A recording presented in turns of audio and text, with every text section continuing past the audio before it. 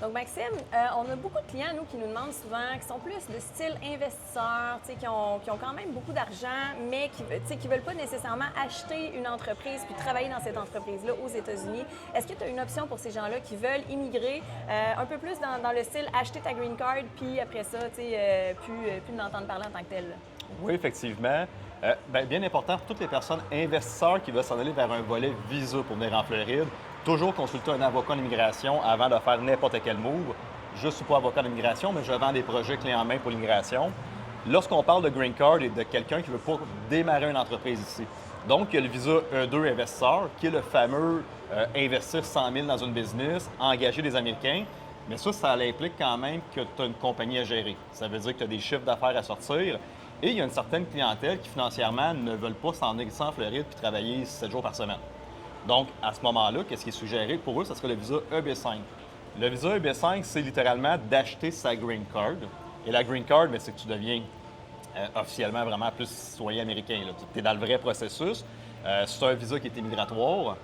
On parle normalement aux alentours de 1 50 000 dans un projet qu'il va falloir que tu investisses si c'est dans un secteur comme ici, Miami, la Floride, et tu ne reverras pas ton argent avant 2 à 5 ans. Ça veut dire que tu vas investir dans un projet immobilier qui a été approuvé par l'USCIS, l'immigration. Tu vas donner 1 million à ce projet-là, US, bien important. Et dans 5 ans, le contracteur va te rembourser avec seulement 1 % d'intérêt. Si tu choisis un vote, ça, il y a des compagnies vraiment qui vendent des projets.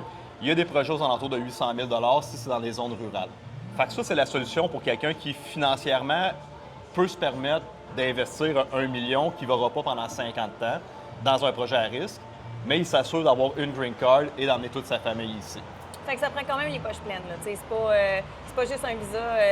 C'est pas si facile à avoir que ça quand même. C'est pas accessible à tous. C'est pas accessible à tous. C'est vraiment littéralement quelqu'un qui a 1 million US dans un compte de banque qui n'a pas besoin du tout. Et c'est quelqu'un, ce million-là, mais on s'entend normalement, quand tu fais de l'argent, quand tu fais des investissements, mais tu veux faire du 10 à 15 de retour sur investissement sur 1 million. Là, dis-toi que ton 1 million, tu vas avoir, dans le meilleur des mondes, 1 de retour. Tu fais pas ça pour l'argent. Tu achètes littéralement une green card, mais tu vas devenir après ça éventuellement citoyen américain. Écrivez-nous dans les commentaires si ça vous tente vous aussi d'acheter une green card